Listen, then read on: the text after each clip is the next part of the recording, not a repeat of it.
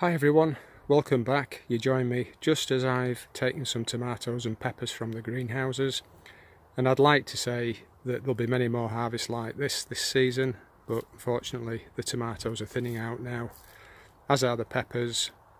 The raspberries are on the last legs as well, and I don't think we'll have many more courgettes.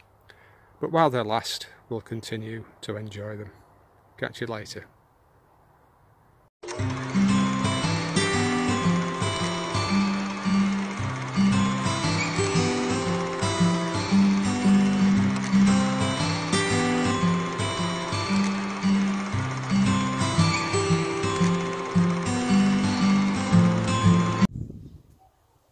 Hi everyone, just a quick word before I call it a day today. It's Sunday. I'm hoping to have a day free later in the week, and I'm going to come down and take up the remainder of the main crop potatoes that you can see there in the last bed. But I've just been sort of mulling over really the season that we've had, and the season was late to arrive because of the really long extended winter, and you can't help but feel that summer's going to end prematurely. It's September now. The nights are drawing in really quickly. I've not been down for the last 4 days to the plot, so I've had a really heavy week at work, and I've just come down today, had a good clear round, picked the few items that you saw on the table a moment ago, and yeah, a lot of the plants are going over now. The raspberries are on the last legs, much smaller this year as well than they have been in previous seasons, but I think that's down to the weather, just like the potatoes, that they've been small as well. And you can see that quite a few beds have been cleared now. They have on the other plots as well, but the flowers are holding their own. The dwarf sunflowers and the marigolds, the dahlias as well, and that's all helped, I think, because we've not had much rain or wind for that matter, and as a result the flowers are holding their own still. Rhubarb's gone all rubbery now and soft, so that's being left so that the goodness goes back into the crowns. But we've had a fabulous season this year with the rhubarb. So I'm going to make my way home now for my tea, and I'll check in again later in the week and we'll maybe take up those potatoes. I think they're actually a mixture of Picasso main crop, and there might be a few rows of Charlotte new potatoes that went in at the start of July. So I'll see you later in the week. Take care. Hi everyone, welcome back. Just popped down from work to the allotment. It's Tuesday today, and I didn't anticipate really picking very much, but I thought I'd take a look at the autumn king carrots on the no-dig plot, the new half plot behind the new long greenhouse. And I didn't really have anything in the way of expectations, because they've barely been watered, and the soil's not very good either, and I think there's going to be an issue with mare's tail, so we may have to deal with that aggressively at the end of the season. But for the time being, the bed is bearing fruit, and as I say, these are the first thinnings, and with the exception of a couple of wiggly ones, they're okay. These are the only carrots that I picked. I didn't throw any away that were really stumpy, so I'm quite pleased about that. It's perked me up, so it looks like we're going to have quite a few carrots, because it's a 13 foot by 5 foot raised bed. So I'm going to do a little bit more watering on that bed, and hopefully we'll continue to eat these well into the winter. Okay, catch you later. Hi everyone, welcome back. It's Saturday afternoon, and I'm going to try and get the last 2 rows of main crop potatoes lifted. They are Picasso. I've lifted 1 root already, but I think there might be about 15 roots still to lift. I'm going to get on with it quickly because the dark clouds are looming on the horizon, so we might get some rain. The wind started to pick up as well, so I'll do my best and be as quick as I can. Catch you later. Well, that's the tops off. Most of the haulms had died back, but there was a little bit of green foliage. I've disturbed a few potatoes in just taking them off, and they give us a hint, a glimpse of what's to come, I think. A lot of small potatoes. These 2 rows are 9 feet long, and I think I might have had probably 7 seed potatoes in each row. So that's only 14. About 2 years ago I did a harvest of about 30, I think it was. I'd used a full bag, and all the potatoes were in the region of about £1.50 to £2. I'll put a link to the update on the screen. But the potatoes were really big, and this year, as we all know, the yields have been lower, and these 2 rows are no exception. So I'm going to get them dug up, and then we'll have a look and see what we've got in the large 45 litre tub. Well, that's the first row up, and I have to say the yield is abysmal. 7 roots, and I bet we're lucky if we've got 15 pound in weight, and we're lucky if we've got 3 that are baking potato size. Put my hand in, one there that might be approaching a pound in weight. All the rest, well, look at them, terrible. They're like first earlies, barely that. So I mean, it's not been a good year, but I expected them to be a little bit better than this. And to be honest, I probably would have achieved the same yield from 3 or 4 pots with the same number of potatoes, but I think we'd have had large potatoes, not lots of tiny ones like that. 1 more row to do, but I'm going to call it a day this afternoon because we've just had a bit of a downpour, and I think we might be getting some more. So 2 rows, and I'm anticipating having about 30 to 35 pounds of potatoes. So you know, they say the glass is half full. Well, it's about a third full on this occasion. So we'll use them, but next year I think I will do more main crop potatoes in pots as well. I think that's the way to go. Catch you later. Well, I soldiered on, and I did the second row, and surprise surprise, we got some baking potatoes at last. Much better than the first row. Still quite a few little ones, but quite a few that we can use as baking potatoes. And they're particularly good at Picasso as baking potatoes. They're really fluffy, really nice. So the glass is half full again. Catch you later.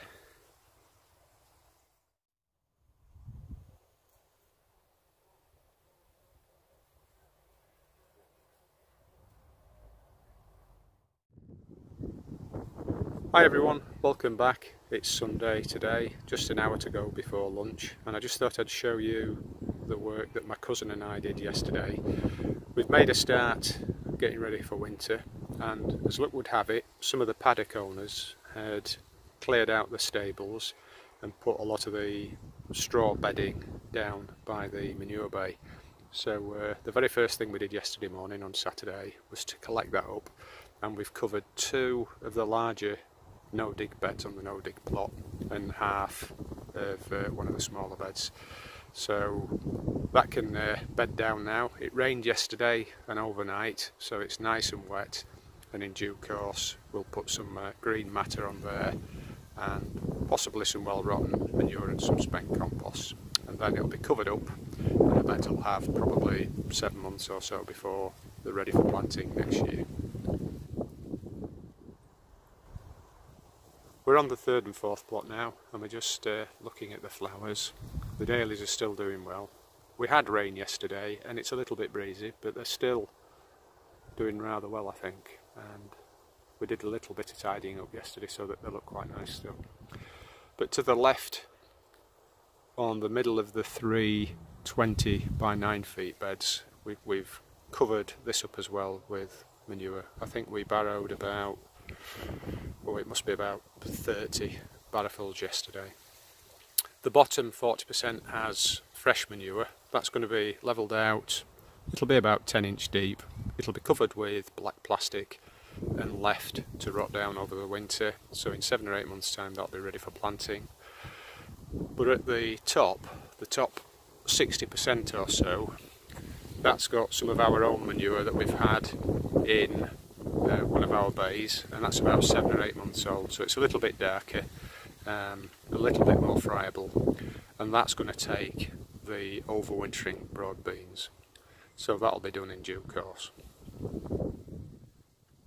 We've done the same on the second plot with one of the beds. This is a large bed, and at the moment it's got 6 rows of parsnips in, and I'm going to lift 1 or 2 of those in a moment. But the top half has got some fresh manure on as well. Again, when it's levelled out, it'll be about 10 inch or a foot in depth, and it's going to take the dwarf French beans next year, so it's got a good 8 months or so to run down, and that'll do nicely for the beans. So before it gets too windy, and I'm conscious that it's picking up a little bit the breeze, I'm going to lift 2 or 3 of these lovely parsnips, and with a bit of luck I'll get them home in time for lunch and they'll be roasted. We've got 3 rows of parsnips here, or rather 3 lots of parsnips. There are 2 rows of each variety. The first variety is Albion, the second variety is Gladiator, and then the last variety is the Student. So we're going to take the Albion up today, so I'm going to find 2 or 3, as I say, that are a decent size, and we'll see what they look like. Well, I've picked my parsnips, and I'm just showing you the lane that runs down the front of all 4 plots, and as you can see, the sunflowers have turned to face the sun. It's just come out and I can feel it on my back, and it's really nice because it's been quite cold this last couple of days with about 12 degrees, 13 degrees. They are the sunflowers at the start of the no dig plot. That's plot number 1. The flowers in the no dig border are looking lovely, just like the ones on the 3rd plot. The second plot, as you can see, still looks okay. It's pretty vibrant. I've got to take out the legumes, the peas and the beans that are dying back. I'll leave the roots in, but I'll strip the tops off. The leeks are doing particularly well given the lack of rain that we've had this season. And they're the parsnips. I've taken 4 parsnips, and we're lucky enough to have a water standpipe right outside the second plot, which is very useful, and you can see we've got a couple of hoses that feed the 2 plots on the left and the 2 plots on the right, which are in the distance. You can't see them for the raspberries. So I've taken the 4 parsnips, given them a wash off, and I have to say they look quite nice. These are Albion. They're not particularly long, but I guess they've not been in search of water down in the lower parts of the soil, because there's not been any water there. But that one's not bad. This one's a little bit stumpy, but they look okay to me. Nice and clean. The first 4 parsnips of the season. They'll be enjoyed for lunch today. Well, that's it for this update, but before I go I'll just show you the final harvest of tomatoes for this weekend. And we've got 4 Caspian Pink beefsteak, some Sun Gold Black Cherry and Sakura, and we've also got some Japanese Black Trefoil and a few others as well. And this tomato won the first prize in the beefsteak category yesterday at the West Yorkshire Organic Growers Show, and I got first prize for the cherry tomato Sun Gold in the cherry class. Unfortunately, I didn't enter a tomato in the standard class, and the first prize in that class got the overall best tomato exhibit, which is a bit disappointing. I've had the trophy for the best tomato exhibit over the last 2 years, but this year unfortunately I didn't. So the lesson really is I need to start and enter some tomatoes in the standard class as well. But it's still not bad.